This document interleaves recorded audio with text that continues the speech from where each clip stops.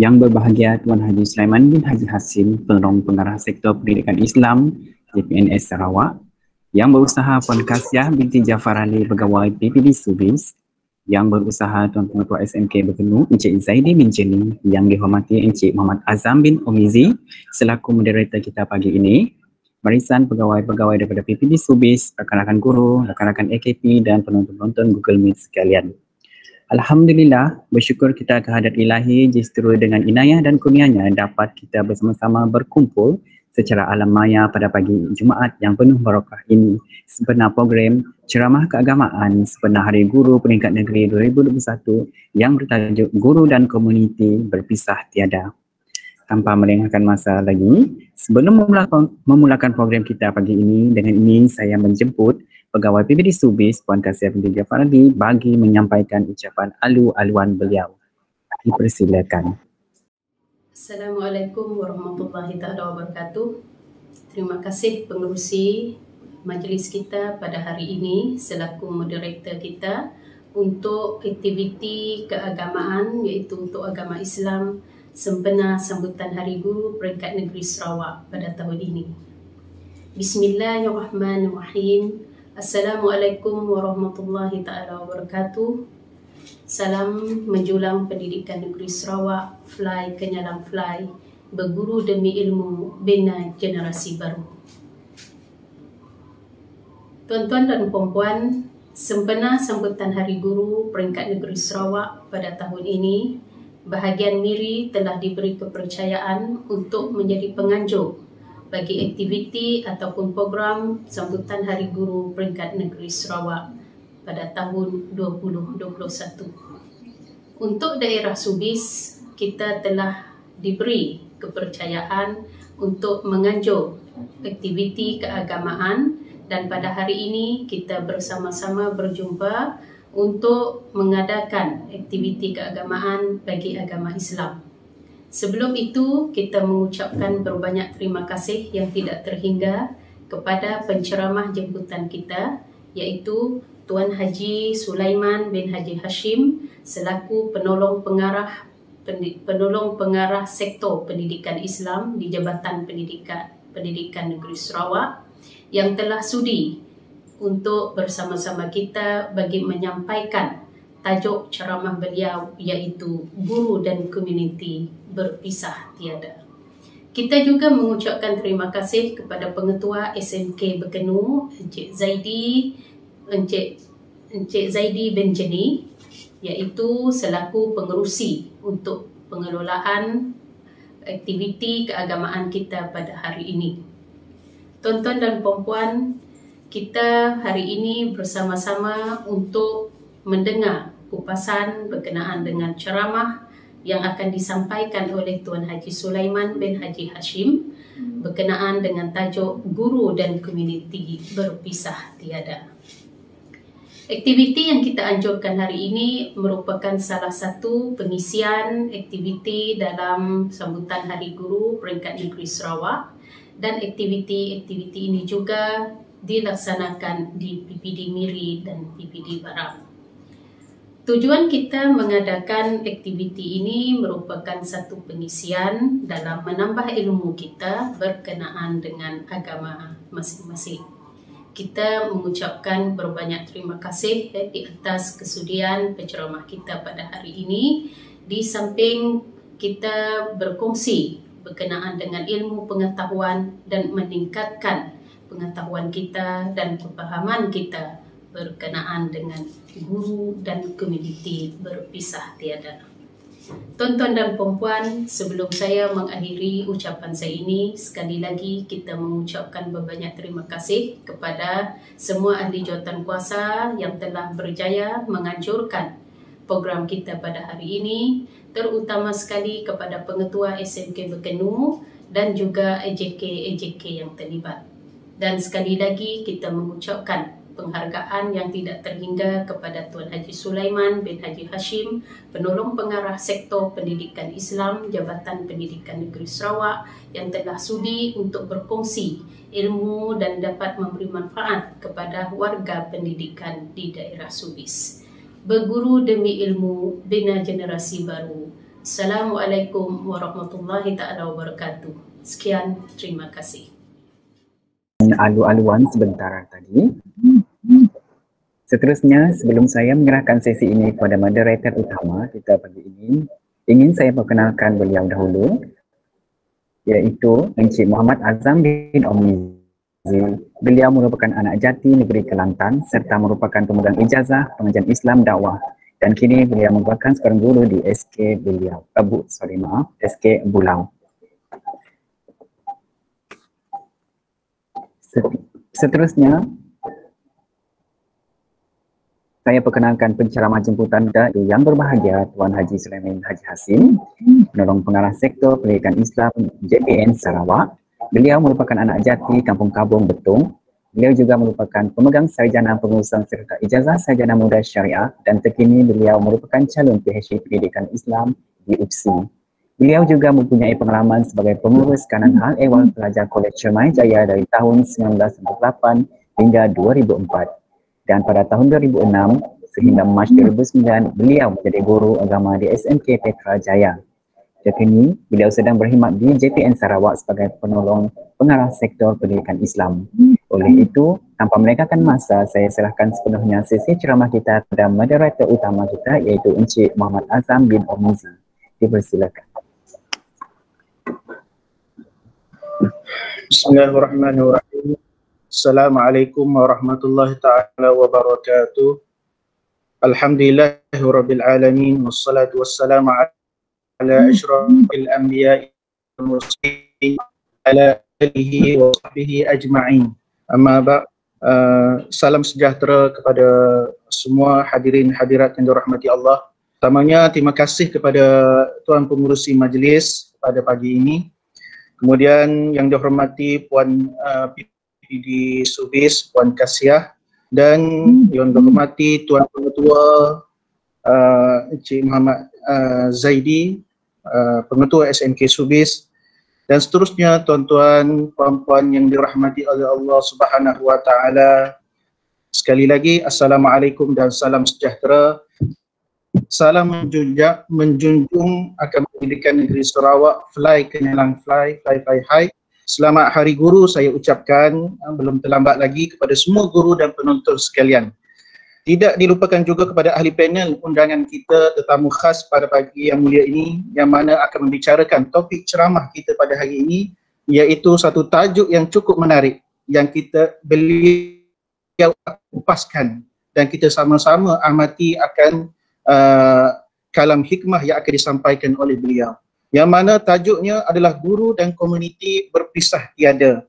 Jadi sebelum saya memulakan akan perbincangan dan bual bicara kita pada pagi ini, saya ingin memperkenalkan ahli panel kita yang segak bergaya pada pagi ini.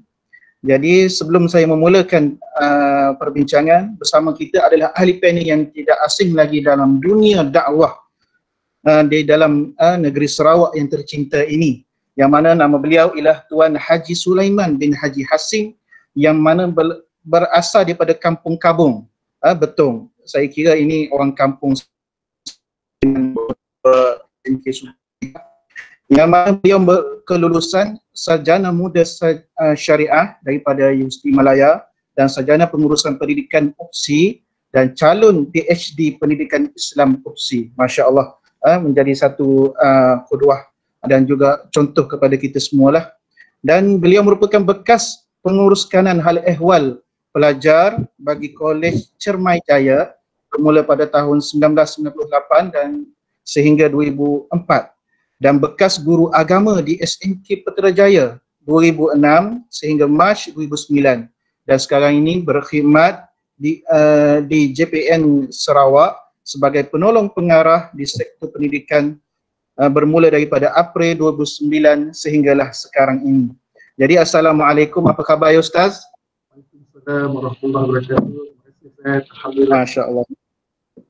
Itu dia suara daripada panel kita. Masih lagi dalam mood raya ya Ustaz? Ya, betul. Raya yang ke-9 hari ini.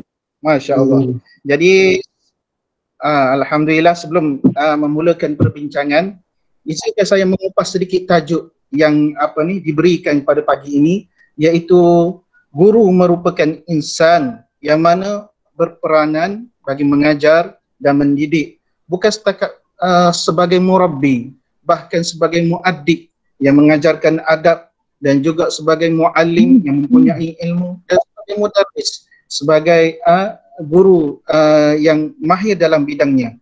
Jadi dalam tugas mengajar dan mendidik anak-anak bangsa ini, bagi berusaha untuk mengembangkan potensi dan juga individu yang bergelar murid ataupun pelajar ataupun penuntut ilmu.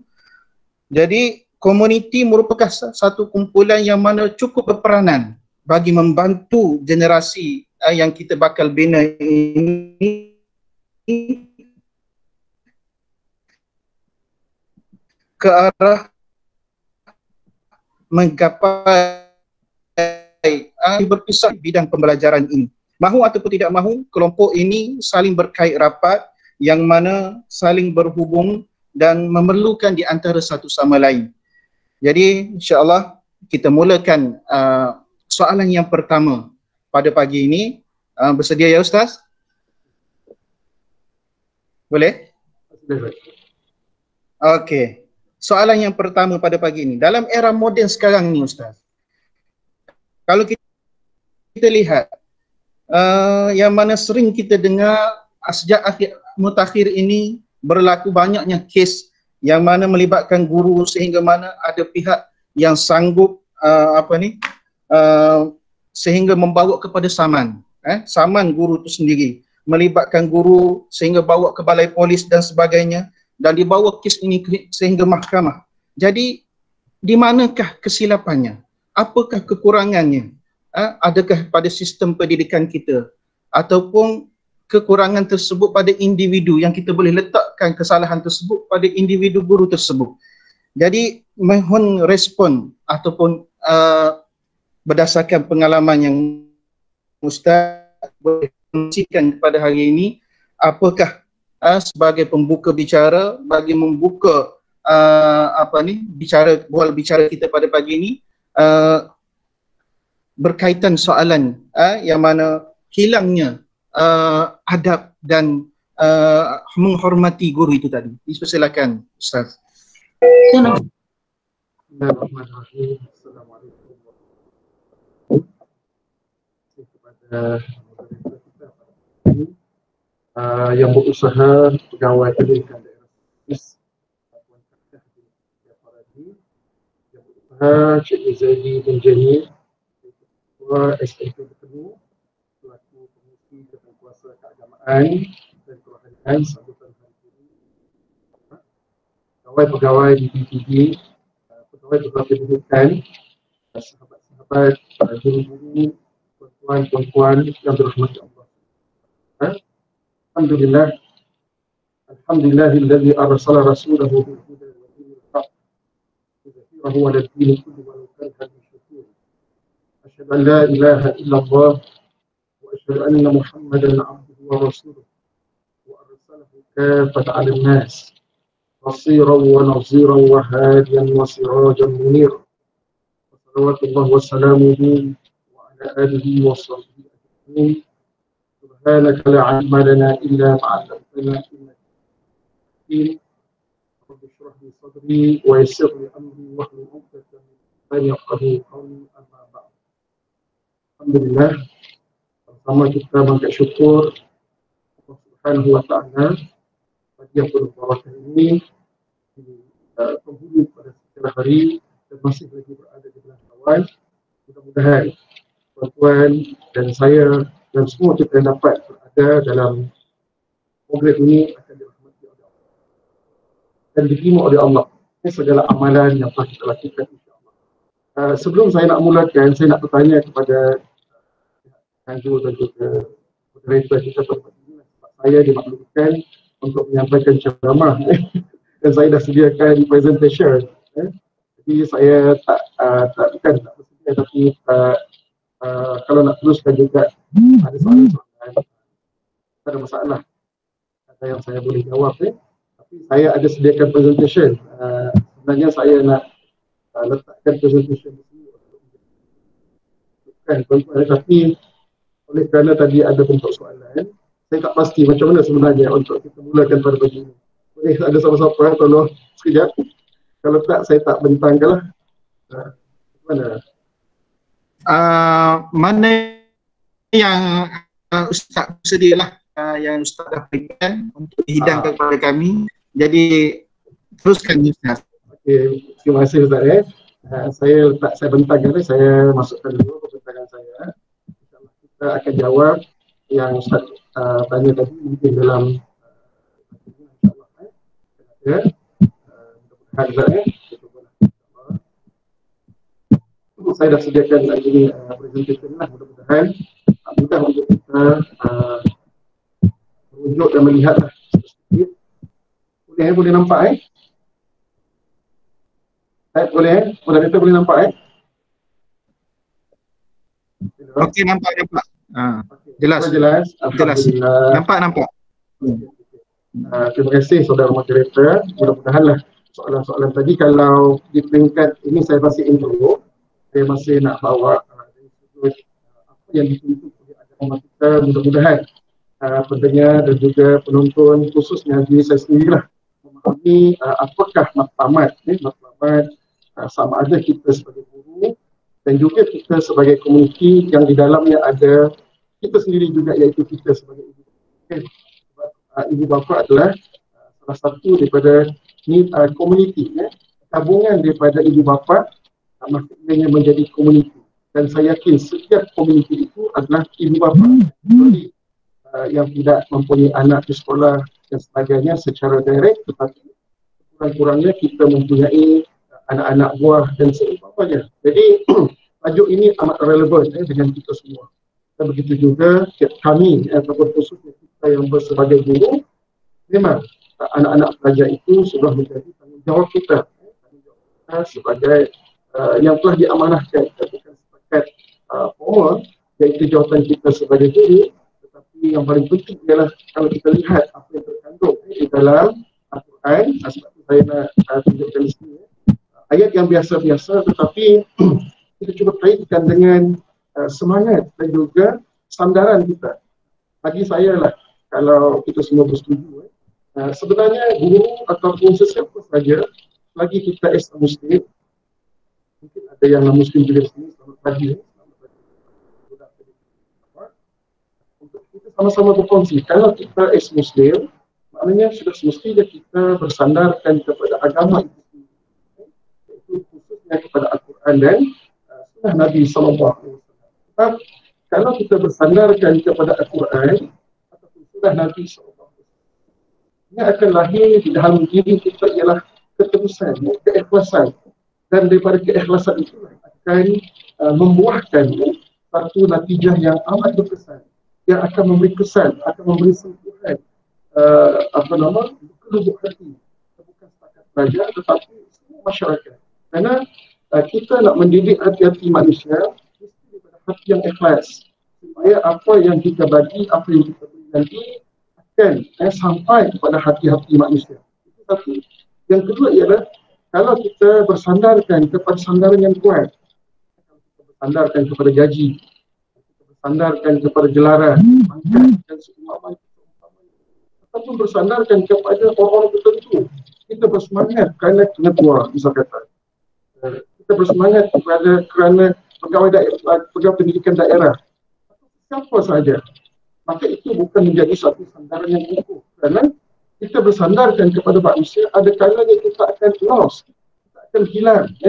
Maknanya ada masanya kita akan tidak diberi harapan, kita tak diberi sanjungan, kita tak diberi apa-apalah yang berbentuk kebaikan yang kita inginkan. Jadi kalau kita bersandarkan kepada agama dalam masa yang ringkas ini, tuan-tuan, bahawa ayat yang selalu kita baca, a'udzubillahi minasyaitonirrajim, wal takum minkum ummatun yad'una ilal khair wa ya'muruna bil ma'ruf wa yanhauna 'anil munkar wa ulaika humul muflihun.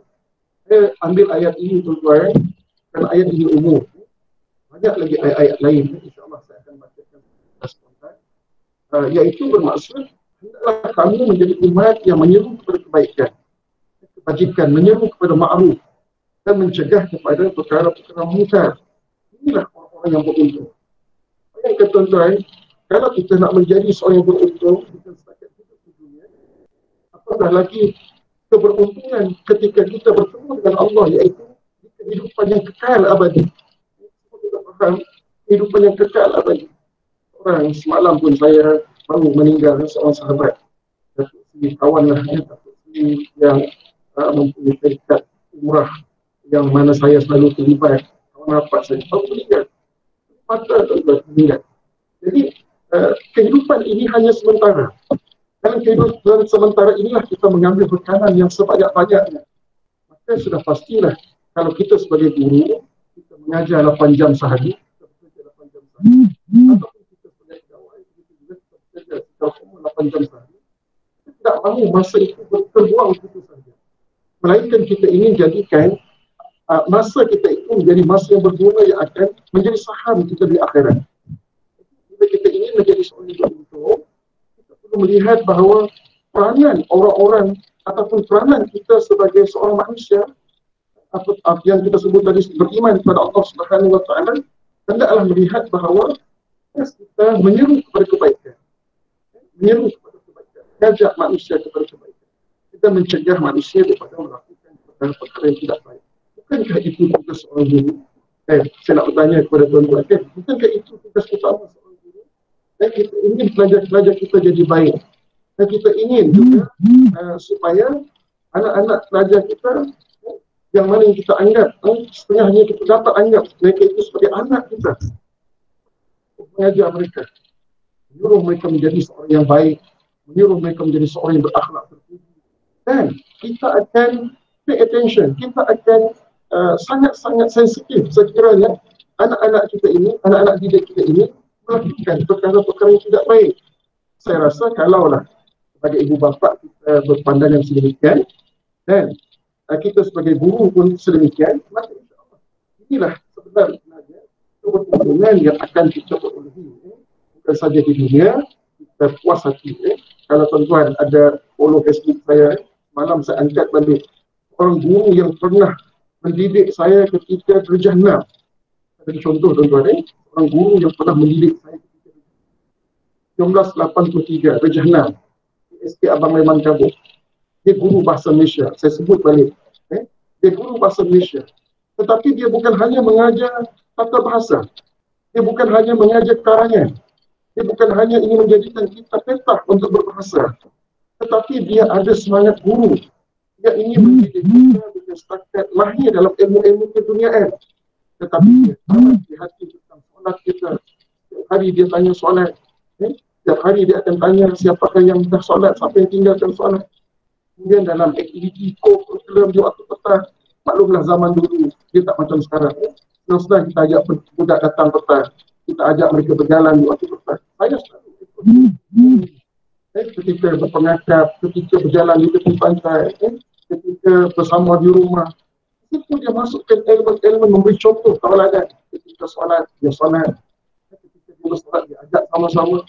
Dan saya rasa, Masya Allah, tugas yang tersebut tadi menyeru kepada kebaikan ma'ruf ini, kita mencegah kepada kemungkaran ini, kita berdaya sehingga kan kita anak orang kampung, minta maaf lah, bapak kita pun bukanlah orang yang dululah, dulu bukanlah orang yang maksudnya mungkin dia semayang, mungkin dia berpuasa, tetapi nak alert supaya anak tu macam yang kita faham sekarang, anak ni mesti semayang, anak ni mesti dididik untuk semayang, itu tak sampai begitu.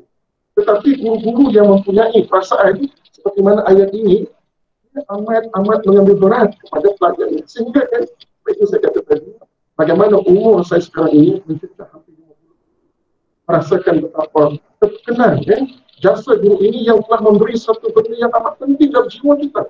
Bukan pangkat, bukan yang tersebut sebagai kemewahan dunia, tapi ada satu benda yang terpandang, aku jadi begini, kenapa? Kerana ada guru yang kuat aku begini dan sebagainya.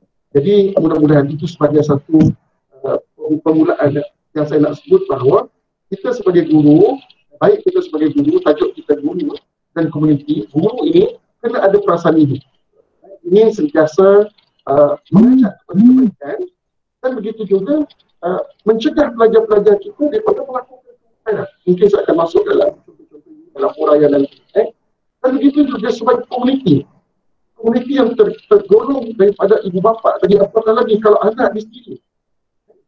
Tetapi komuniti ini juga bukan setakat anak, tetapi boleh merasakan bahawa tuntutan untuk mengajak kepada kebaikan, menyeru kepada kebaikan, mencegah kepada kemungkaran ini adalah tugas bersama. Yang semua orang mesti melakukan, yang semua masyarakat yang disebut tadi wal takum minkum ummah. Kita adalah umat yang menyeru kepada kebaikan. Jangan kita menjadi orang menyeru kepada perkara yang tidak baik. Dan jangan jadi orang yang tidak enak, tidak peduli kepada perkara-perkara yang mungkar berlaku di depan mata kita. Kita ambil peduli. Kita tak rasa kepertanggungjawaban. Kita rasa, oh bukan anak kita.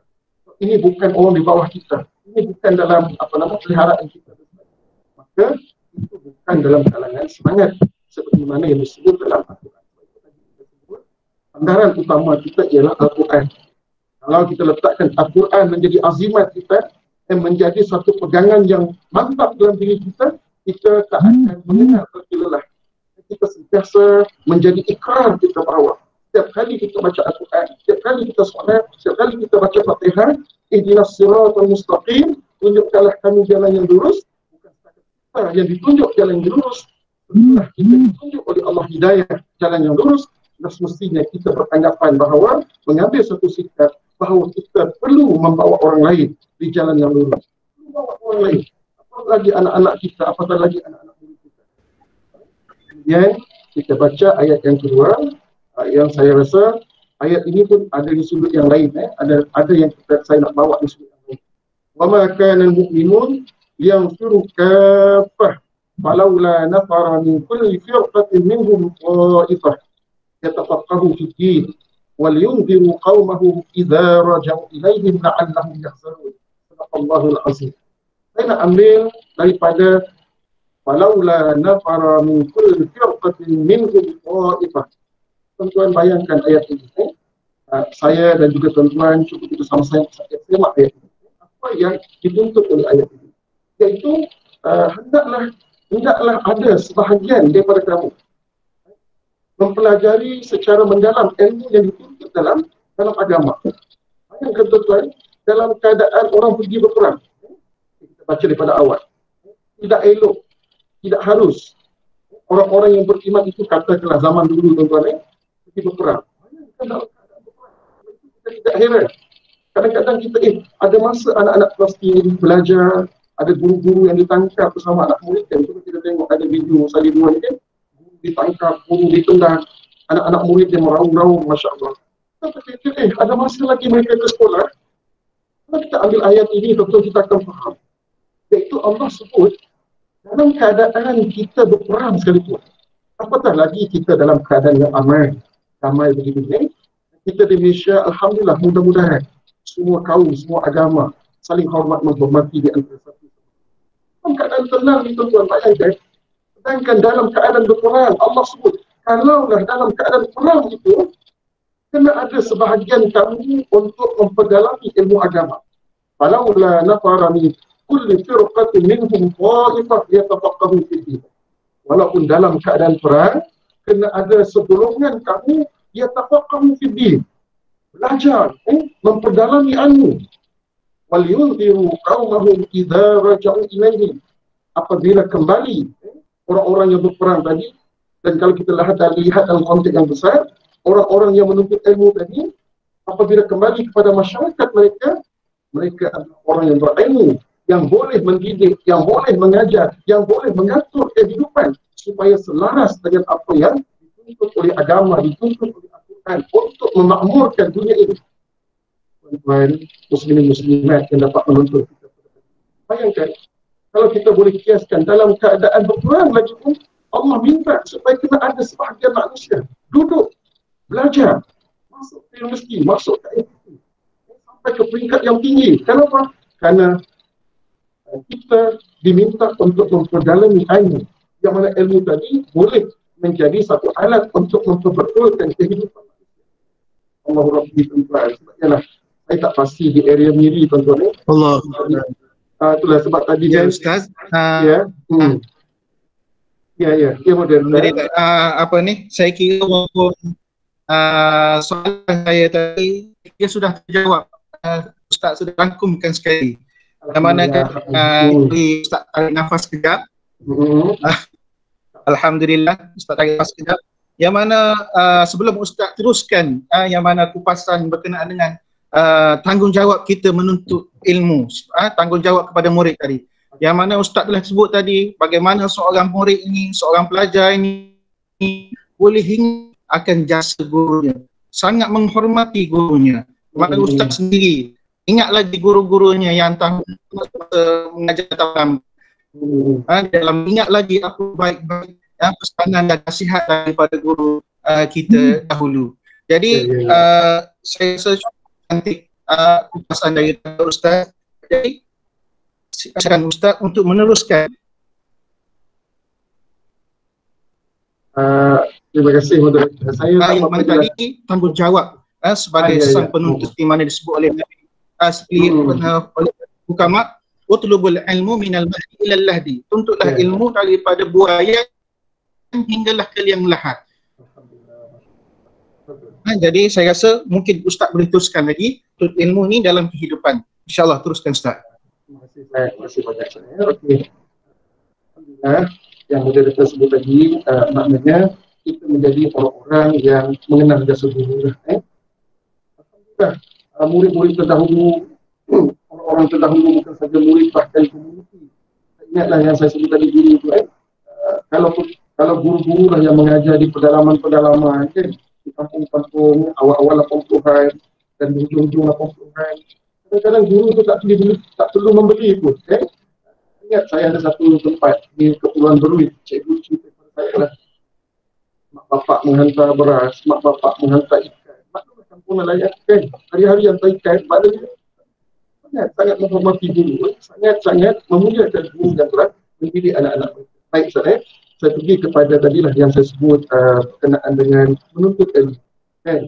Kita kena faham bahawa bukan setakat guru memang dia mengajar, anak-anak murid memang dia belajar kan, tetapi yang kita nak sebut juga ialah komuniti ni kena memahami, kita kena menciptakan surrounding kita, environment kita ke arah perkara-perkara yang boleh menyokong kepada keilmuan itu sendiri kan. Sebab apa? Sebab saya katakan tadi, kalau dalam keadaan perang, Allah Subhanahu Wa Taala menuntut supaya kena ada wajib selain pada kata-kata hukama yang disebut tadi. Kita hadiskan bola-bola ini fardhatun 'ala muslim. Kita menjadi wajib menuntut ilmu, dan banyak lagi lepas ni saya akan masukkan dengan contoh cerita dan sebagainya. Apatah lagi dalam keadaan kita aman damai begini. Pengalaman saya tadi disebut sebagai seorang pengurus hak ehwal pelajar, Pusat Ehwal Pelajar di Kolej Swasta. Juga sebagai pusat matrikulasi sebelum ada matrikulasi kementerian dulu kan. Di Sumatera kami pergi mencari pelajar kalau bidang-bidang yang bukan matrikulasi. Dan apa yang menyedihkan bagi saya lagi Sarawak pada ketika itu, dan mudah-mudahan benda ini boleh kita katakan semakin bertambah baik. Kalau dulu-dulu bukan boleh katakan awal 2000 lah, saya dan beberapa orang sahabat-sahabat yang marketing college yang bidang-bidang yang bukan matrik lah, diploma, ITM dan sebagainya, tapi di kolej swasta. Pergi ke Ciuk Rantau, sampai ke Ciuk Rantau, boleh dikatakan ke Ciuk Rantau, sampai ke kawasan-kawasan pedalaman, sampai ke Sabah, Umas-Umas dan sebagainya. Pengalaman pergi ke semua tempat. Dan yang menyedihkan ialah ada pelajar-pelajar kita yang SPM mereka, result mereka bagus, tapi ramai anak-anak kita yang hanya berfikir bahawa mereka nak berhenti kerja. Mereka nak berhenti SPM, dapat SPM berhenti, nak berhenti kerja. Sehingga kan pengalaman saya, ada budak yang dah bekerja balat, kebetulan dia bercuti, result bagus, akhirnya dia mendapat ijazah daripada Fakulti Sabah, daripada Universiti Sabah. Dia habis Cermajaya diploma, dia sambung lagi ke Sabah. Maknanya kami jumpa pelajar-pelajar bagus-bagus result. Ada yang bekerja di KFC, ada yang bekerja di kilang. Maknanya mungkin yang saya nak perbetulkan di sini ataupun nak berkongsi di sini ialah majoriti masyarakat kita, apatah lagi kita sebagai ibu bapa, masyarakat kena menyokong. Kalau tengok anak-anak kita meraya, pelajar-pelajar yang umurnya sekarang ini boleh dikatakan average 7 tahun, 17 tahun, mereka masih meraya kan, ataupun bekerja kilang, bekerja di KFC. Kalau setakat tunggu result tak apa, Kita tanya, awak bekerja memang niat tak bekerja di sini? Dia akan beritahu, oh sementara. Tak apa, tak sementara. Ada yang bekerja kilang, kan? Dia kata, oh tak apa, kami nak tolong ayah ibu, nak kerja kilang je, nak kerja ini. Maknanya kita beri pendapat.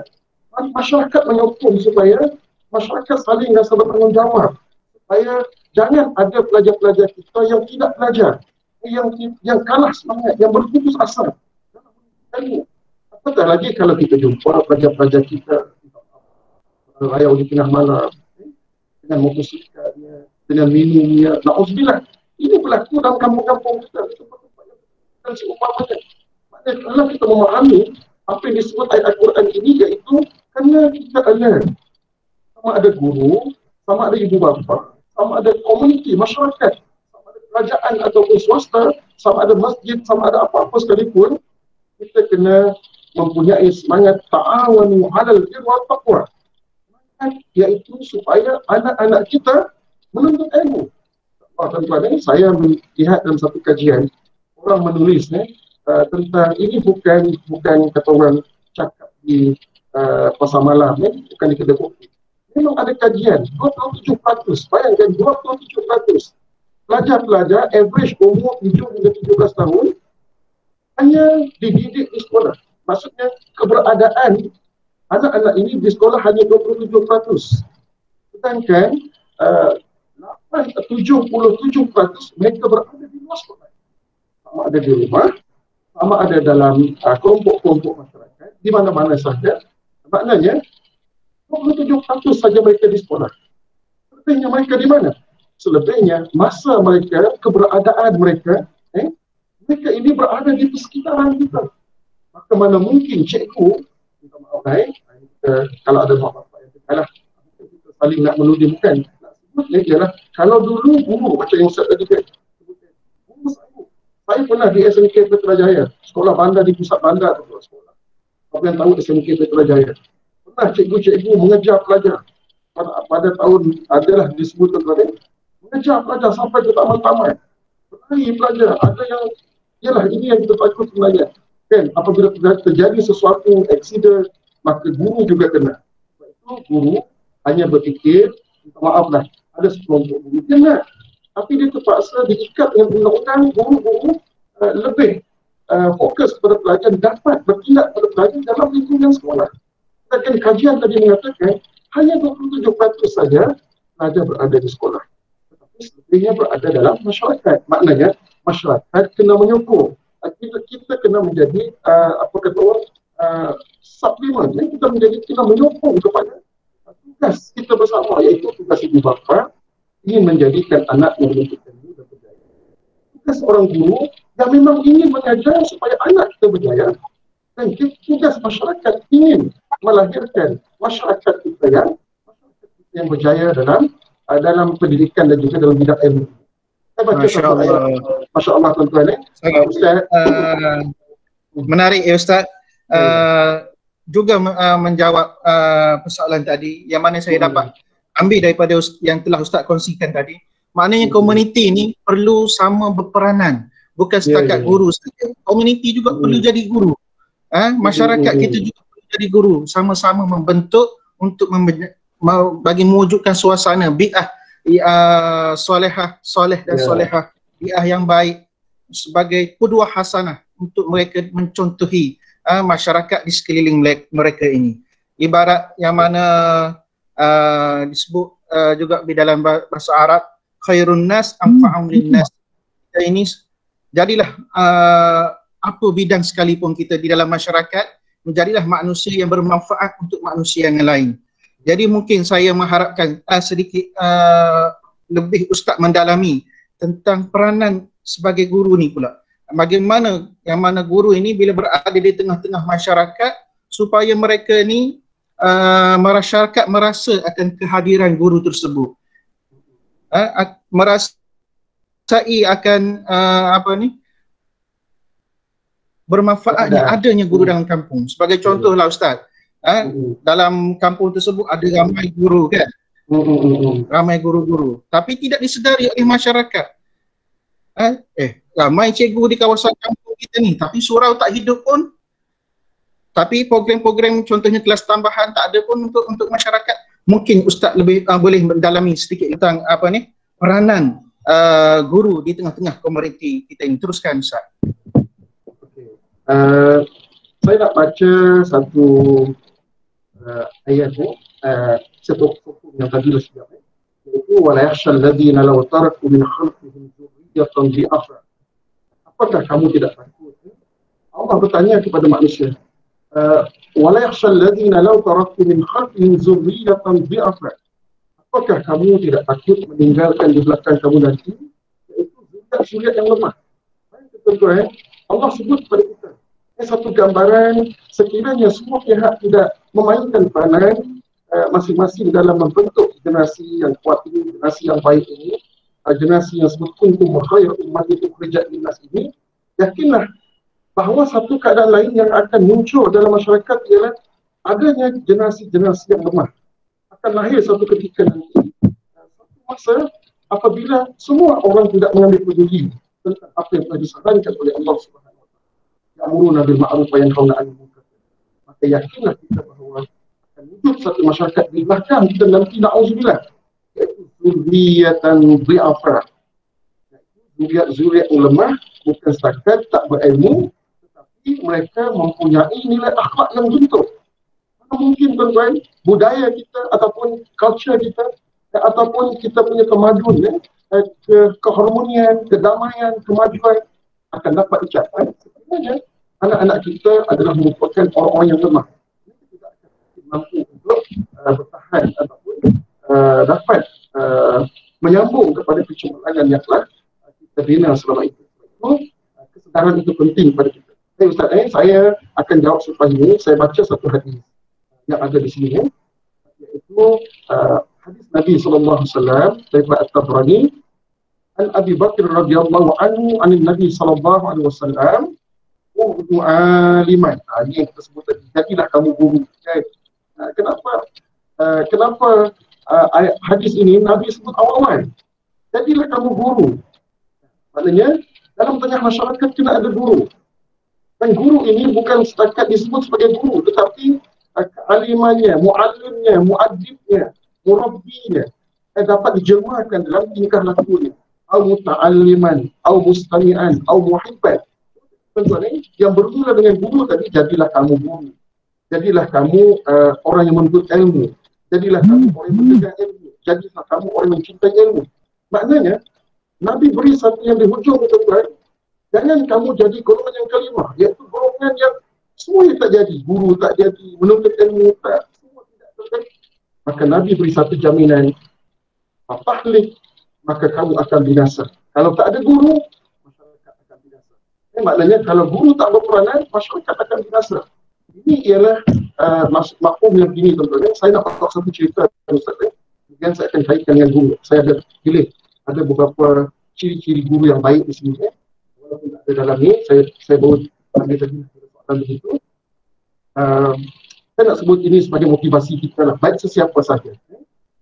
Selalu kita dengar tentang hadis, tentang Al-Quran, berkenaan dengan betapa tingginya ilmu ini dipandang oleh Allah Subhanahu wa taala. Berapalah orang berilmu ini diangkat oleh Allah darjat mereka, bukan sahaja mereka, bahkan seluruh masyarakat akan diangkat oleh Allah darjat kerana mereka berilmu. Tentu dengan satu peristiwa. Mungkin ada yang pernah dengar, pernah baca, tapi saya suka buat cerita ini sejak mutakhir ini. Kerana kalau kita baca hadis, bukan kita tak yakin dengan hadis. Tetapi kita ingin mendengar pengalaman. Satu pengalaman yang benar berlaku pada seorang ulama. Dia bercerita, seorang ulama ini bernama Syekh Isam Al-Burhani. Syekh Isam Al-Burhani. Iaitu ulama Syria. Kalau tuan-tuan pernah tengok, ada orang kirim pada saya. Saya bawa cerita ni. Jadi kirim pada saya satu cerita bagaimana Syekh Isam Al-Burhani ini bercerita tentang ada satu pengalaman. Dia kata di sana, maksudnya di tempat dia lah di Damaskus, di Masjid Damaskus ada ulama. Dia ceritakan ulama itu duduknya menggali kubur. Menggali kubur. Kali saya belum di Kuching ni ada dah saya buat cerita ni. Ada seorang menggali kubur. Bila digali kubur, tugas dia menggali kubur lah. Kemudian datang seorang perempuan. Orang perempuan tu kata, tolong sediakan satu kubur. Dia pun menyediakan kubur. Lepas itu datanglah rombongan bawa jenazah. Kan?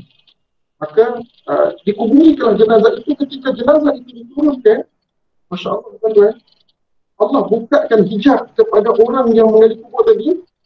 Itu satu pemandangan. Seakan-akan kubur itu terbuka luas. Dan di depannya macam satu pemandangan ada tempat.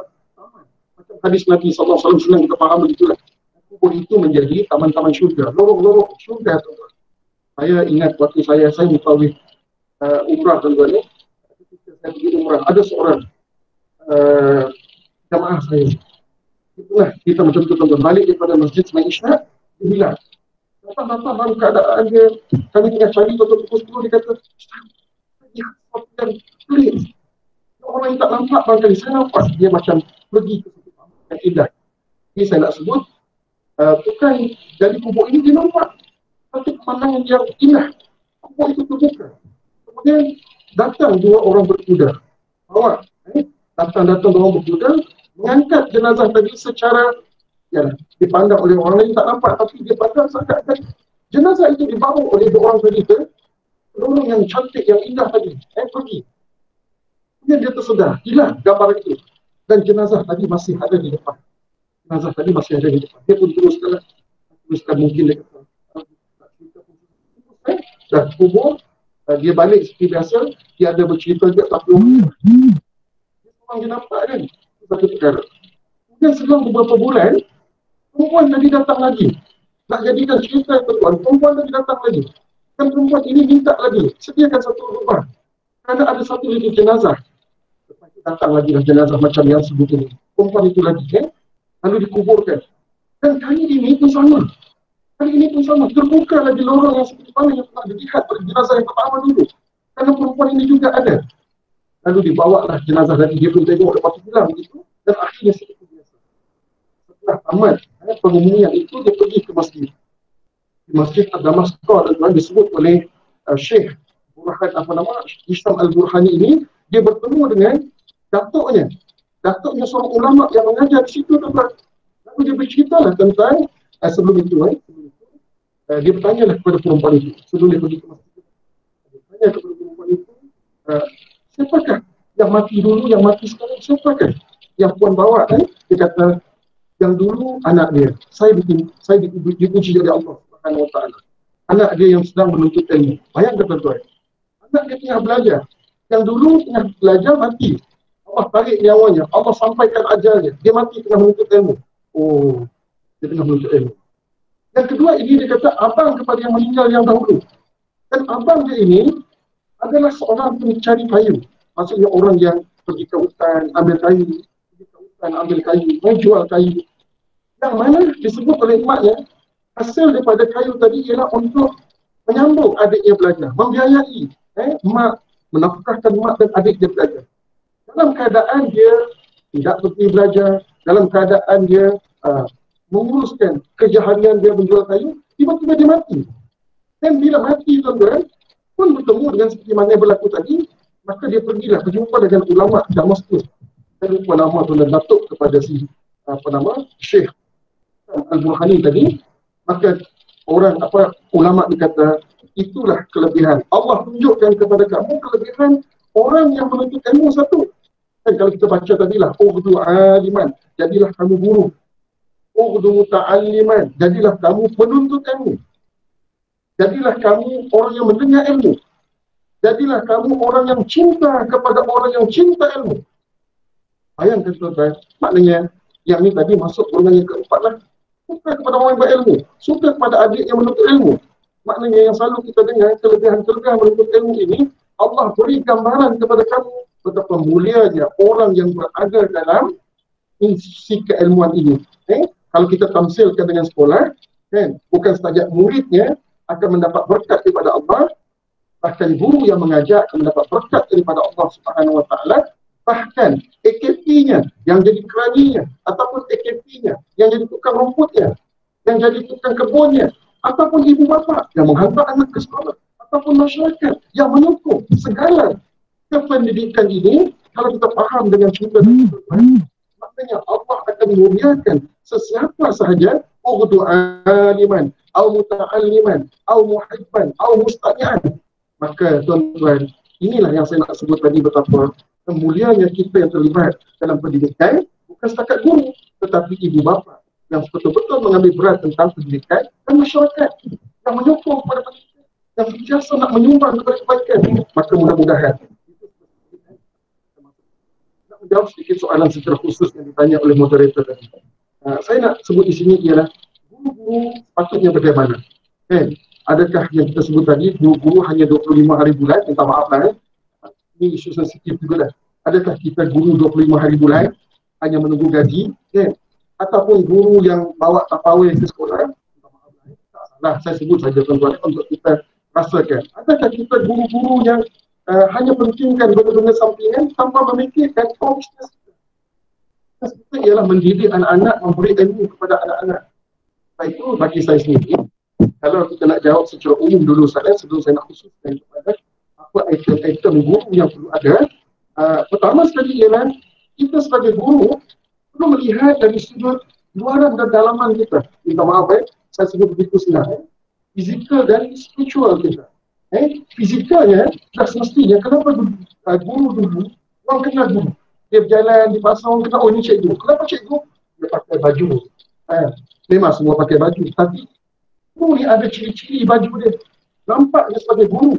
Kalau tengok kita tahu dia guru. Sebab apa? Bajunya mencerminkan dia sebagai seorang guru.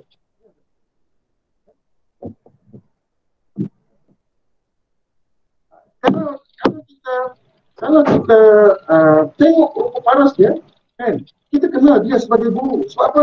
Kita nampak dia, karakter dia, rupa paras dia, kekemasan dia. Dia memang seorang guru. Sebab itu saya ingat ketika bersama dengan Datuk Adi, saya sebutlah pengarah Biro Pendidikan, ketika kita buat satu muat bengkel, bukan saya ditugaskan untuk apa sebenarnya seorang guru ataupun presiden itu. Maka kita dapatkan kita kena mempunyai ciri-ciri yang baik dan sudut fizikal kita, karakter kita, sehingga kan minta maaf lah, misai kita, janggut kita, cara kita bercakap, cara cincin kita, cara jam kita, maknanya semua itu diperhatikan oleh pelajar-pelajar kita. Ataupun kita pakai rantai kan, minta maaf lah, kita pakai rantai, bagi kita ada lubang-lubang, pakai jahit-jahit di luar, semua dipandang oleh pelajar. Maknanya bagi saya yang pertama ialah lengkapkan luaran kita.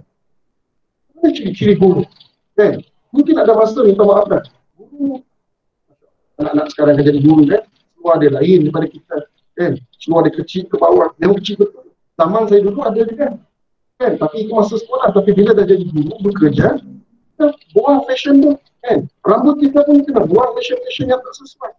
Itu dari sudut luaran. Bila cerita luaran, bagaimana pula ciri-ciri seorang guru? Kalau kita nak sebut dari dalaman, pertama sekali, kalau kita terlibat dengan qalbun salim, membaiki manusia menjadi qalbun salim, qalbun kita sendiri perlu menjadi qalbun salim. La yanfa'u malu wala banun illa man atawwa bi qalbin salim. Maknanya kita sendiri sebagai guru, hati kena bersih. Kita baru habis Ramadan kita dah buang sifat mazmumah, segala sifat-sifat mazmumah, segala kekotoran dengan perbuatan-perbuatan mungkar. Kalau boleh, guru bukan kita malaikat, betul, bukan kita malaikat. Jangan melakukan dosa-dosa besar dan jangan berterusan melakukan dosa-dosa. Itu basic syarat. Mana mungkin kita nak menjadi seorang guru kalau kita as a Muslim, mestinya kita tak pernah sembahyang, tak tinggal sembahyang, kita tak puasa. Basic kita sebagai Muslim kena dibuat untuk menjadi contoh teladan kepada anak-anak kita, hubungan kita dengan Allah, zikir kita, solat kita, munajat kita. Tentu ada doa silahul mu'min. Seorang guru kena berdoa. Saya nak beri contoh, kalau saya nak sebut doa sebagai guru, kami contoh tuan-tuan. Saya sejak khusus murabi hari itu, saya banyak beri contoh. Misal kata, macam mana amalan cikgu-cikgu sekian ketika masuk kelas. Selalunya budak akan berdiri, ketua kelas akan berdiri, semua akan baca doa. Allahumma ftah alaina hikmataka wa ansyur alaina min haza'i rahmatika ya arhamar rahimin. Amin. Kita cium tangan. Kita ajar budak itu. Tak salah sebenarnya, tak salah. Tapi, adakah salah saya nak tanya kepada tuan-tuan? Adakah salah tuan-tuan karangkan satu doa tak terpanjang? Setiap kali seminggu hari Jumaat kita ambil hari yang paling Yaumul Ayyam, Sayyidul Ayyam, penghulu kepada segala hari. Katakan hari itu tuan-tuan ada pergi ke kelas mereka, hari Jumaat. Tuan-tuan tuan-tuan SOP doa kita. Saya suka begini, iaitu anak-anak murid berdiri, tak apa, setiap hari Jumaat Ustaz akan baca doa.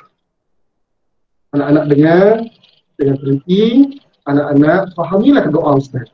Lalu kita berdoa, ya Allah ya Tuhanku, dengan nama-Mu yang Maha Pengasih ya Allah, kasihilah anak-anak murid yang ada di hadapan ini ya Allah. Sesungguhnya ya Allah, aku sebagai guru ya Allah, amat kasih kepada mereka ya Allah. Kalau murid-murid itu tak ramai, sebutlah, ya Allah ya Tuhanku, terima kasih kepada anak murid ini ya Allah, yang bernama Adi ini ya Allah, yang bernama Aminah ini ya Allah. Jadikanlah mereka ya Allah anak-anak yang saleh ya Allah. Jadikanlah mereka orang berjaya di dunia dan di akhirat ya Allah. Yang kedua, anak-anak pelajar itu 5 tahun kita didik, 6 tahun kita didik begitu. Balik ke sekolah menengah, andai kata dia tak berjumpa ada cikgu begitu, dia akan terasa, ya Allah, aku telah kehilangan seorang guru yang begitu musyrik, seorang guru yang begitu bertanggungjawab, seorang guru yang mempunyai hati nurani yang menyentuh hati pelajar. Saya garanti tuan-tuan, saya rasa anak-anak kita akan menangis. Dia akan kenal kita insyaAllah. Bukan kita minta kenal, bukan. Guru yang ikhlas mengajar bukan minta kenal murid, tetapi kita menyatakan bahawa insyaAllah dengan ketulusan hati tadi, murid-murid akan kenal kita insyaAllah. Akhirnya mereka mendoakan seperti mana guru tadi yang saya doakan itu, guru yang mengajar saya sembahyang tu, dia hubungi saya semalam lagi bila saya angkat balik pada tu, dia kata, asal nak menangis Ustaz, asal nak menangis saya Ustaz. Ya Allah, orang guru yang dah pencen dengar doa anak muridnya ketika di sekolah rendah dulu, masih berdoa kepadanya. Dan saya kata insyaAllah sampai ke akhir hayat kita sentiasa berdoa, ya Allah ya Tuhanku, termasuk doa kita ialah guru-guruku ya Allah, yang telah menjadikan diriku begini ya Allah, yang telah mendidikku ya Allah. Bayangkan tuan, saya baca dan moderatornya saya baca yang saya janjikan tadi. Ciri-ciri guru yang baik saya baca di sini. Tak ada dalam sila. Pertama, berkeupayaan untuk memimpin. Kena bersedia jadi seorang pemimpin. Kurang-kurangnya memimpin pelajar dalam kelas. Bersifat cemerlang. Carilah sifat-sifat cemerlang. Guru kena berkeyakinan. Guru kena bersemangat. Ini saya baca guru-guru yang baiknya. Guru kena menjadi seorang yang mesra. Baiklah, kalau muka saya ini memang tuan-tuan dipandang gauk, dipandang orang garang tuan-tuan. Tapi cuba nak mesra dengan pelajar. Lembut dengan pelajar. Kita mulakan dengan kerahiman kita, kasih sayang kita. Guru kena menjadi seorang yang peka kepada pelajar. Saya pernah ceramah di sebuah sekolah. Murid itu menangis. Saya ceramah ke ibu bapaan, dia menangis. Sampai menangis dia lain pada orang lain. Rupa-rupanya tuan-tuan, murid itu, bapak dia, saya tanya kepada Ustaz, kenapa budak ni begini Ustaz? Orang lain menangis, dia tak macam dia. Dia kata, bapak dia Ustaz, dia kata, bila mak dia lari pada rumah, ikut orang lelaki lain, dia kata, dia tinggal dengan yang jaga dia sekarang nenek yang dah tua. Saya peluk budak itu. Demi Allah tuan-tuan, budak itu berbau air kencing lah. Maknanya nenek jaga mungkin semua tak bertukar, baju tak bertukar. Saya peluk dan pelajar itu. Lalu saya kata kepada ustaz itu, minta maaf lah, mungkin ustaz memang dah buat dah, cuma sebagai rasa saya kata, ustaz, ini yang dikatakan guru ini jutawan akhirat. Lubuk pahala kita ni, lubuk pahala kita berada di lubuk pahala. Kita menyantuni anak-anak ini, Masya Allah. Kalau ada makanan-makanan kita di rumah, kita tak makan, krekes yang anak kita tak makan, kan? Anak kita kadang-kadang jemu tak makan, bawalah kepada sekolah, bawa ke sekolah, bawa. Ada anak-anak kelaparan, ada anak-anak tak ada makanan. Guru kena berikan kepada anak murid mereka. Guru juga kena menggunakan kaedah-kaedah yang berkesan. Guru kena ada sifat kasih sayang. Ma la yarham, la yurham. Siapa yang tidak ada kasih sayang, orang takkan kasih padanya. Nak mulakan kasih sayang, jangan minta murid kasih sayang pada kita. Melainkan guru memulakan kasih sayang mereka kepada anak murid mereka. Yang seterusnya ialah guru kena pemurah. Kalau ada masa, belanjalah anak-anak kita. Kan? Sehingga kan anak saya sendiri selalu menyebut seorang guru, Madam Bong, Madam Bong, Madam Bong. Saya selalu sebut anak-anak saya waktu sekolah rendah, dia selalu sebut Madam Bong. Madam Bong ni, kenapa selalu sebut Madam Bong, tak sebut cikgu lain? Dia kata Madam Bong ni setiap hari Jumaat ya, bagi hadiah ke madam. Pemadam, eraser 20 sen, 30 sen. Kedai-kedai 20 sen, 20% tu, harga murah. Tapi Oleh kerana dibagi oleh seorang guru, dia ingat nama guru itu. Mentempong. Guru kena menjadi seorang yang pemurah. Guru kena sedia membantu, memberi bantuan. Guru kena tegas, guru kena adil. Banyak lagi tuan-tuan. Ini antara yang disebut tadi, mudah-mudahan. Lepas ini saya sambung moderator. Boleh silakan moderator dulu, insyaAllah. Bukan saya? InsyaAllah, Allahu Akbar. Cukup menarik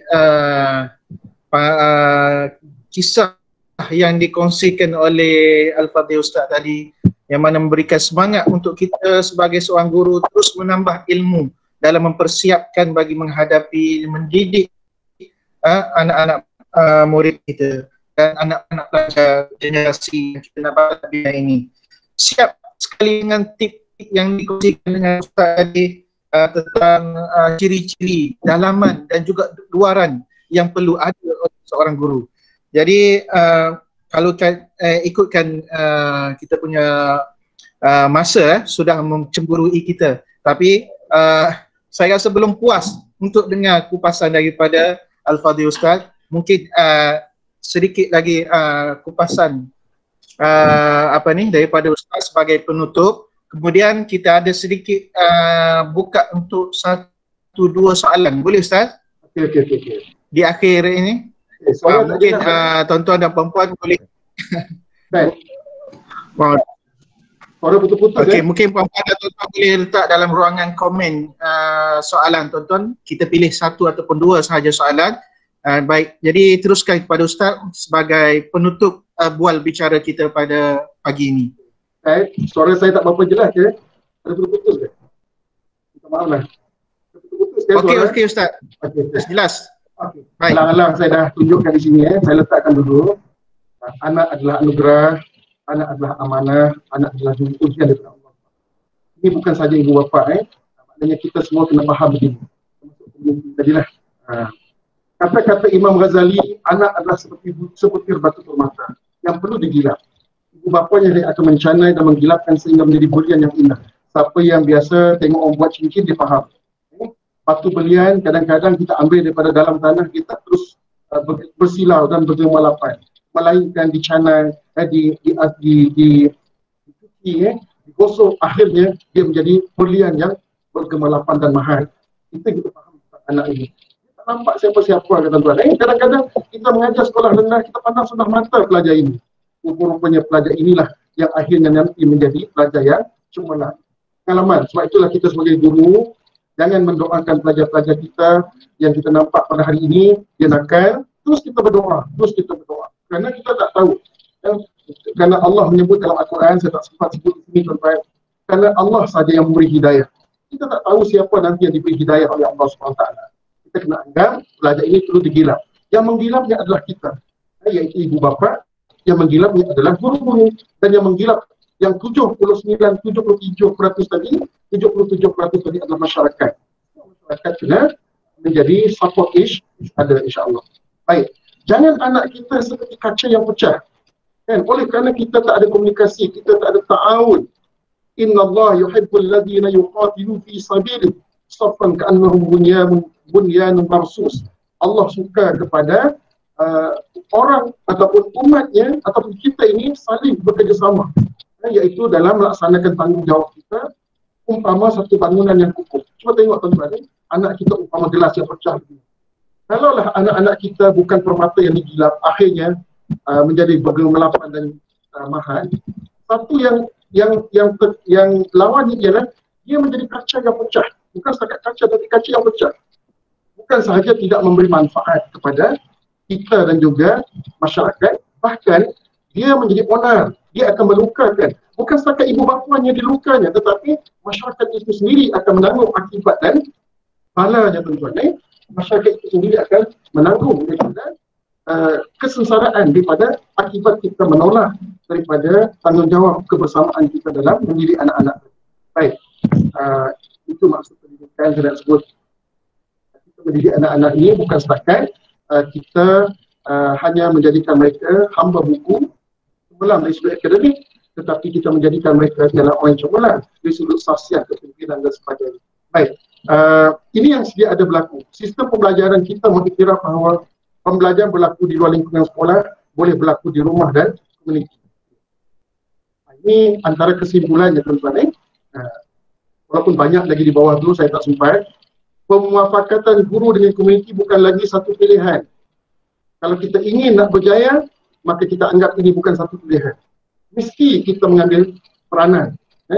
Satu keperluan kerana proses pendidikan sekarang semakin mencabar dan selari dengan kemajuan perkembangan dunia. Yang kita lihat sekarang ini. Maknanya, baiknya kita guru, baiknya kita ibu bapa, baiknya agensi luar, baik itu bagi kita kalau penolong kanan, pentadbir di sekolah kan, kita kena buat orang kata sharing, networking. Sebab itu kalau kami pergi ke sekolah-sekolah, kita tanya kepada dia, apakah di bawah kepimpinan pengetua kita ada buat jaringan-jaringan ke masjid.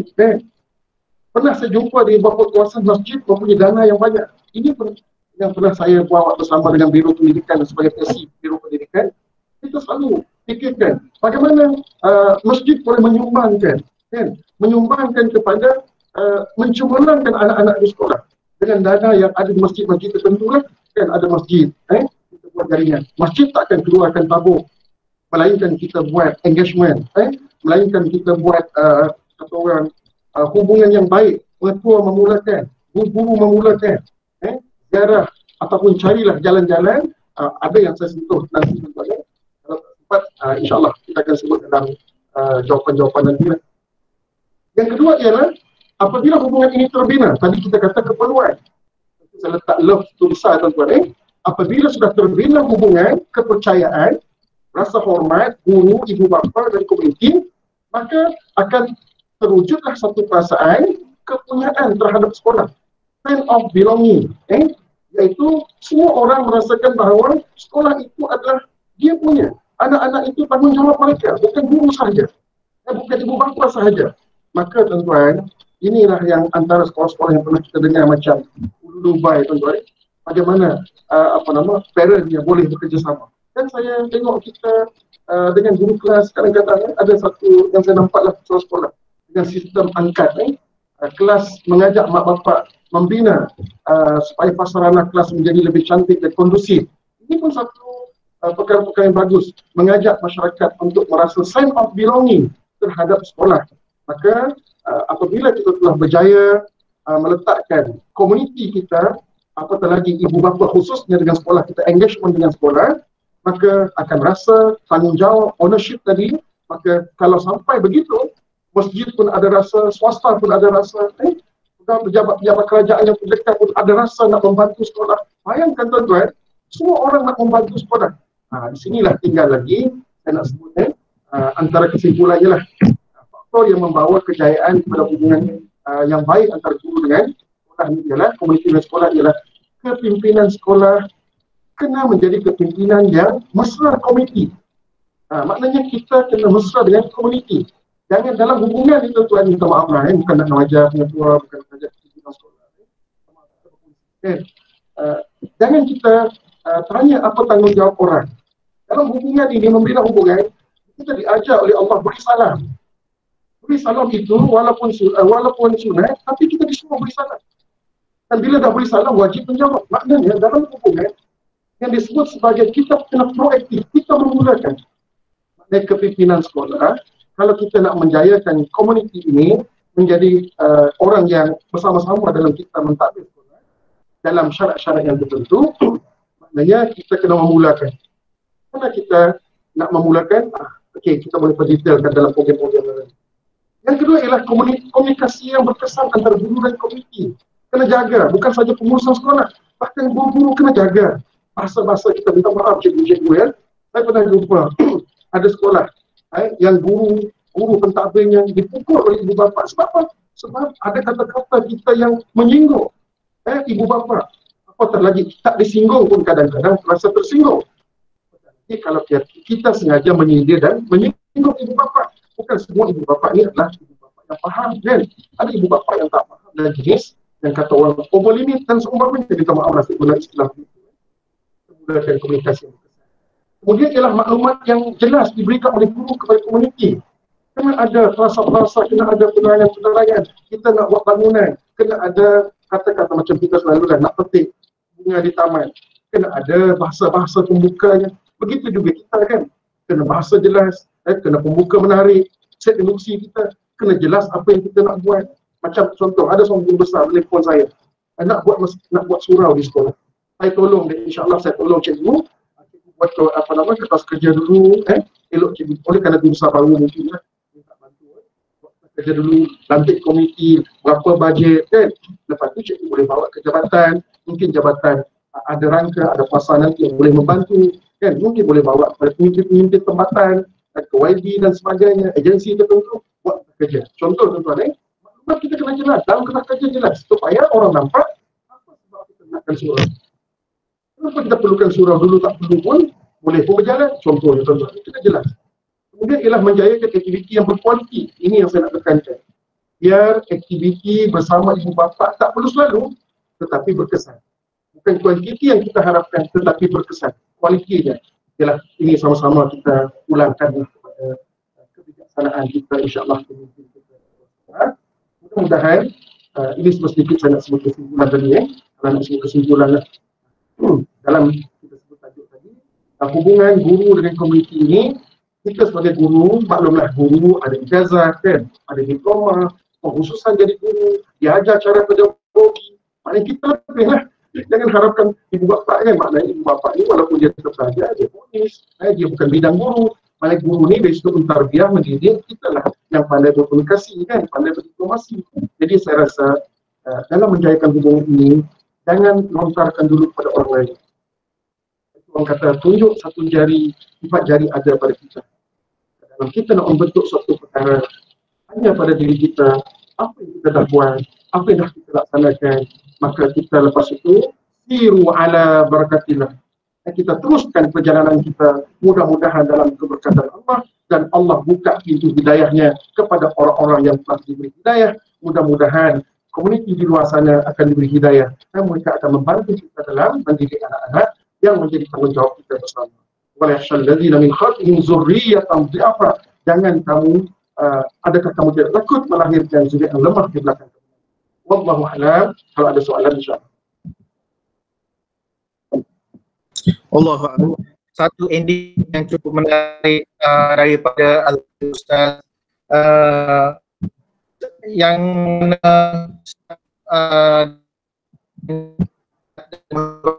sebagai seorang guru yang perlu mempersiapkan diri.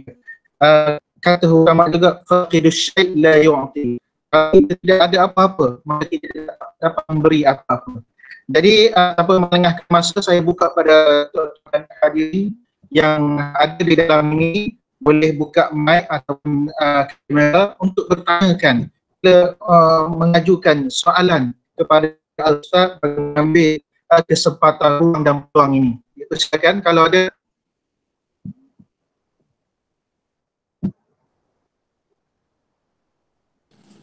Assalamualaikum Ustaz. Waalaikumsalam warahmatullahi wabarakatuh. Waalaikumsalam. Cikgu Zaidi ni. Ya cikgu, silakan. Saya ingin bertanya sedikitlah, mungkin ada perkongsian yang baik. Kalau kita lihat perbincangan kita tadi lebih menjurus kepada peranan guru lah, guru dalam membentuk generasi pelajar-pelajar kita menjadi orang yang berjaya suatu hari nanti. Jadi minta Ustaz ulas sedikit lah, kemungkinan juga dalam Google Meet kita ini ada di kalangan ibu bapa, dan kita sendiri adalah juga merupakan ibu bapa. Jadi apakah peranan ibu bapa itu sendirilah dalam keadaan situasi sekarang ini, pendidikan secara online dan sebagainya.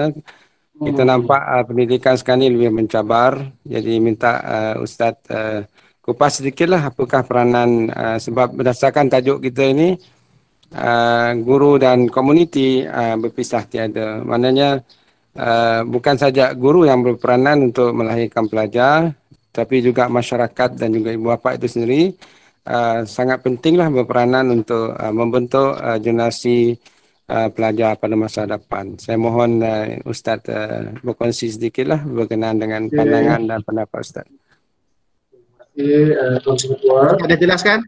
Sila teruskan. Terima kasih Tuan Director, Tuan Ketua dan semua pegawai daerah dan juga semua sahabat-sahabat semua lain. Baik, tadi kita banyak bicara tentang kita sebagai guru, dan kalau kita sebagai parent, insyaAllah saya selalu meletakkan diri kita sendiri pun parent. Itu juga kita meletakkan diri kita sebagai community. Kalau kita letakkan sebagai parent, lagi kuatlah tanggungjawab kita.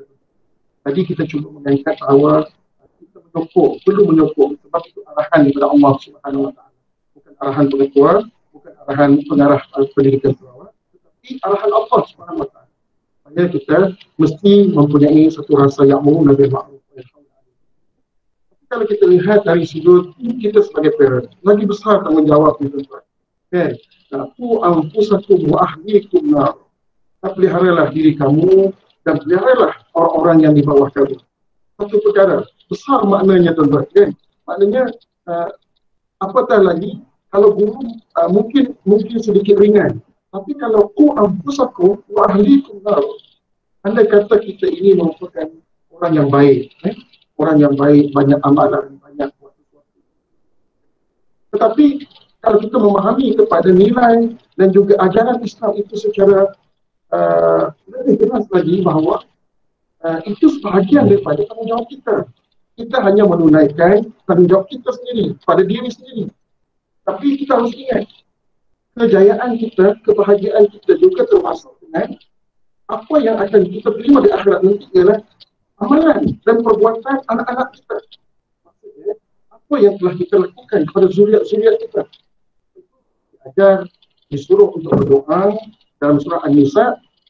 Kalau silap saya itu, Rabbana hablana min azwajina wa zuriyatina qurrata a'yun waj'alna lil muttaqina imama. Jadi ibu doa, tuan-tuan. Kalau saya letakkan doa mak bapak, saya doakan Rabbana atina fid dunya hasanah, kan? Kemudian doa Allah lana dzunubana ataupun Allah firli dzunubi wal walidayya. Doa yang ketiga yang menjadi ibu doa kepada kita ialah Rabbana hab lana min azwajina wa dzurriyyatina qurrata a'yun. Jadi kita melihat bahawa anak-anak ini adalah tanggungjawab kita. Guru membantu kita, walaupun guru mak bapak kata kamu dah digaji, itu gaji daripada manusia. Kita selalu kadang-kadang mungkin guru, kamu dah dibayar gaji untuk mengajar, kalau adalah mak bapak. Tapi kalau kita tak ungkit diri kita, kita disuruh untuk mendidik anak.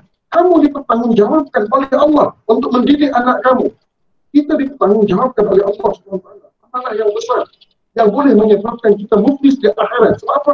Anak kita menuntut kerana kita tak pernah mendidik anak kita, tak pernah menegur anak kita, tak pernah membimbing anak kita. Saya baru menghadirkan satu program All Pass, iaitu program bersama masyarakat yang dianjurkan pertama program yang bersama ibu bapa, bicara keluarga. Saya tersentuh dengan satu konflik kan. Ada seorang mak bapa, dua orang pasangan, umurnya dalam 70-an. Dia kata, Ustaz, macam mana saya nak buat? Menangis depan saya, tuan-tuan. Orang mak dan juga bapa pun mengalir air mata. Dia kata anak dia berumur 50 tahun dah. Patutnya dia yang akan menjaga kami, Ustaz. Dia yang akan jaga kami, Ustaz. Tetapi apa yang ditunjukkan sekarang ini bukan saja dirinya, bahkan anak-anak yang tak terjaga, tuan-tuan. Kami dah nak mati, Ustaz. Dia belum berubah lagi. Bayangkan. Kita takut juga ini. Kalau mak bapak dah buat kerja, alhamdulillah kita tanggungjawab di sini. Tanggungjawab di sini. Tetapi kita tak nak benda itu berlaku pada anak-anak kita. Melainkan kita sentiasa doa, sentiasa mendidik, sentiasa menegur pada mereka kecil sampai mereka besar. Kita tolak dulu guru, kita tolak dulu siapa-siapa. Tetapi anak itu sebenarnya yuladul ala fitrah, dilahirkan oleh Allah di atas fitrah. Umpama kain suci, kata Nabi SAW, umpama kain putih. Maka siapa yang menyahudikan, menasranikan, ialah mak bapak. Mak bapak yang berhak mencorakkan anak-anak. Kerana mak bapak macam saya sebut tadi, guru hanya 27% bersama mereka. Sedangkan 77% lebih besar kepada mak bapak bersama mereka. Jadi tuan-tuan, lebih-lebih lagi sebab itulah awal-awal tadi saya sebut. Dalam dunia sekarang, kita online. Saya pun ada anak, tuan-tuan. Nasiblah anak-anak yang dah besar. Kan? Besar pun adalah masalah-masalah. Semua kita ada masalah. Tapi mak bapak kena mengambil perhatian. Dalam keadaan sekarang, ada mak bapak asyik salah minta maaf lah. Tak ramai lah. Kan? Kita suruh online, mereka salahkan sekolah. Kan? Kita suruhkan offline, mereka salahkan sekolah. nanti hantar ke sekolah nak sakit lagi. Seolah-olah semua bersalah. Patutnya ibu bapa kita kena bantu guru-guru. Kan? Sebab anak-anak sekarang ini berada di waktu PDPI ini, kita dah merasakan jadi guru, memelihara anak kita sendiri di rumah. Dengan keadaan anak semua mereka masuk ke kelas, kita tengok perangai mereka ketika mereka PDPI dengan cikgu. Mereka tak buat, kan? Mereka pasang laptop, mereka pergi tempat lain. Adakah kita tak pernah lihat perkara-perkara itu berlaku dengan anak-anak kita di rumah? Sedangkan itulah yang dilihat oleh guru di sekolah. Dan cikgu bukan menjaga seorang. Selalu kita sebut tuan-tuan. Cikgu menjaga 40 orang. Saya dulu, oleh kerana kelas ramai tuan-tuan, SMK Putrajaya, 2 tahun lebih saya berada di SMK Putrajaya. Mengajar pelajar yang F, yang G, faham-faham. Walaupun saya ada streaming class, tapi F, G itu faham-faham lah macam ni. Bila mereka bergabung menjadi sebuah kelas, ada 80 orang belajar tuan-tuan. Bayangkan mengajar pada 80 orang. Di depan mata kita dengan karakter dia, dengan cara dia, Masya Allah. Tuan-tuan, kalau kita jadi guru ni tak kuat semangat macam yang saya sebut tadi, kena kuat semangat kerana Allah Subhanahu Wa Taala. Ibu bapa, jangan, maknanya kita kena ada semangat anak-anak ini atas bahu kita yang pertama, bukan guru. Yang dipersoalkan di akhirat nanti ialah kita. Dan kita jugalah kalau yang disebut sebagai, kalau anak itu baik, yang disebut inqata amaluhu, terputuslah amalan anak Adam, melainkan 3 perkara. Antaranya ialah waladun salih yada'ulah, anak yang soleh yang sentiasa mendoakan. Mudah-mudahan anak tuan-tuan akan menjadi anak-anak yang soleh. Dan satu lagi ingatan saya kepada diri saya sendiri, mak bapak terus berdoa. Kita tak tahu ending anak kita. Hari ini dia baik, alhamdulillah. Mudah-mudahan dia istiqamah terus jadi baik. Ada orang, wallahi wa tallahi, saya jumpa seorang guru, bersama-sama dulu pernah kursus, umur dia dah dekat 50, macam umur saya sekarang, dia menangis depan saya, minta maaf oleh kerana kita ustaz, dia tanya pendapat. Kerana ustaz, saya dulu muda-muda, mak saya dah meninggal, dia macam meninggal dalam keadaan saya tak berubah lagi. Poin yang saya nak sebut ialah, ada anak berubah ketika umur dia 50 tahun. Ada anak berubah, dan bukan realiti, tetapi Nabi sebut, ada manusia yang akan berubah ketika malaikat tak datang, tuan-tuan. Sejengkal nak mati dia berubah. Itulah doa silahul mu'min. Banyakkan berdoa untuk anak kita. Rabbana hablana min azwajina wa zuriyatina qurrata a'yun waj'alna lil muttaqina imama. Dan yang paling penting juga ialah bantulah guru, bantulah sekolah. Saya tengok ada sebuah sekolah yang bawa kapet ke sekolah, letakkan di sekolah di dewan sebab ada cikgu minta, cikgu ni suka minta, bukan, sekolah pun tak ada peruntukan, nak hiaskan kelas, mak bapak bawa kapet, mak bapak bawa ini, Masya Allah tuan-tuan. Mak bapak ni, ialah ada mak bapak yang berada, dan kita sebagai mak bapak, kita sebagai guru faham, bukan kita nak minta. Kadang-kadang pernah saya jadi guru, pelajar hadiah saya ambil lah, saya bawa pula balik, zaman tu tak ada kedai 20 sen lagi tuan-tuan. Dia hadiah benda sabun tuan-tuan. Kita maaf lah kan, tak sebutnya, dia bagi hadiah sabun, dia bagi hadiah yang kecil-kecil. Kita sebagai guru, Masya Allah, kita tak tengok sangatlah benda itu, tetapi bagaimana rasa seorang anak murid menghargai kita, mudah-mudahan dengan rasa begitu, mereka akan jadi pelajar yang cerdas. Dan kita minta ialah, biarlah komuniti kita, mak bapak, pelajar, semua organisasi, khususnya masjid dan sebagainya, bantulah sekolah kita. Jadi, yang disebut tadi, innallaha yuhibbul ladzina yuqatilu fi sabilihi, sesungguhnya Allah suka kepada orang yang bersama-sama mengangkat kebaikan ini. Saling bekerjasama. Wallahu a'lam. Assalamualaikum. Wallahu a'lam. Okey, terima kasih banyak Ustaz. Kalau ikutkan ada satu lagi soalan daripada sahabat saya ni. Tapi Ustaz telah merangkumkan sekali. Ada jawapan di situ. Yang mana dia bertanyakan tentang amalan doa yang diamalkan Ustaz. Dan juga banyak doa-doa yang Ustaz telah kongsikan sebentar tadi. Jadi kita sudah pun berada di penghujung siaran yang mana bual bicara pada hari ini yang bertajuk guru dan komuniti berpisah tiada. Alhamdulillah selamat telah kita ke penghujungnya. Jadi sebagai pengakhiran permintaan daripada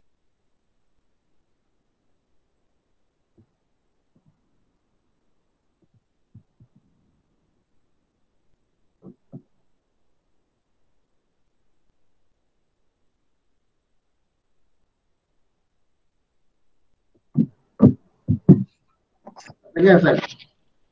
Okey, doa dia. Bismillahirrahmanirrahim. Alhamdulillahirabbil alamin wassalatu wassalamu ala asyrafil anbiya'i wal mursalin wa ala alihi wa sahbihi ajma'in. Allahumma fiqhna fid din wa 'allimna at-ta'wil. Allahumma fiqhna fid din wa 'allimna al-hikmah. Allahumma nas'aluka ilman nafi'an wa rizqan thayyiban wa 'amalan mutaqabbala. Ya Allah, kurniakanlah dalam hati kami ini sebagai guru dalam membina kekuatan ke arah melaksanakan tanggungjawab kami kepada anak bangsa generasi kami ini. Ya Allah, ya Tuhanku, kurniakanlah hidayah-Mu kepada anak-anak kami dalam menuntut ilmu. Berikanlah mereka keluasan, lapangkanlah dada, akal fikiran untuk mereka mencari gali ilmu di atas muka dunia ini. Ya Allah, berikanlah, permudahkanlah urusan kepada komuniti kami, masyarakat kami, ke arah membentuk dan juga menunjukkan contoh yang terbaik sebagai tauladan kepada anak-anak kami, pelajar kami. Rabbana atina fid dunya hasanah wa fil akhirati hasanah wa qina azaban nar. Wa sallallahu ala sayyidina Muhammad wa ala alihi wa sahbihi wa barak wa sallam. Walhamdulillahi rabbil alamin. Alhamdulillah.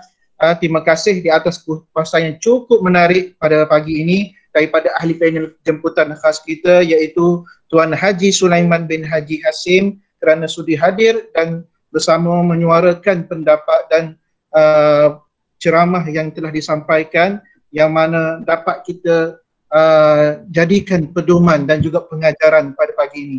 Nampaknya cukup di sini sahaja perbincangan kita, bual bicara kita pada pagi ini. Berguru demi ilmu, bina generasi yang berilmu. Saya sudahi dengan wabillahi taufiq wal hidayah. Assalamualaikum warahmatullahi taala wabarakatuh. Kembali kepada pengurusi majlis.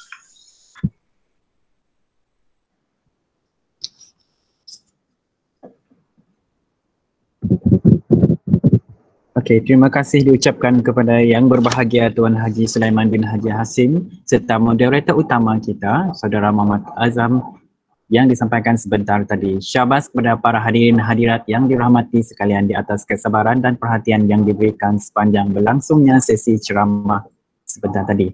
Di kesempatan ini ingin saya ingatkan kepada penonton alam maya kita di sini ya. Saya telah kongsikan QR code kehadiran dan link kehadiran di ruangan komen dan paparan skrin untuk direkod di dalam SPL KPI masing-masing. Mohon guru-guru, rakan-rakan AKP semua untuk isi link yang disediakan. Okey. Justru itu, semoga kita dapat beramal dengan ilmu yang disampaikan sebentar tadi dan dapat juga berpesan-pesan kepada mereka yang tidak berkesempatan hadir. Tuan Puteri tersenyum-senyum melihat mempelai di Renjis pilih. Senyum-senyum, jangan tak senyum. Sudah kita di hujung majlis. Okey, terima kasih. Okey, itu maka berakhirlah program kita pada pagi ini. Saya sudahi dengan Assalamualaikum warahmatullahi wabarakatuh.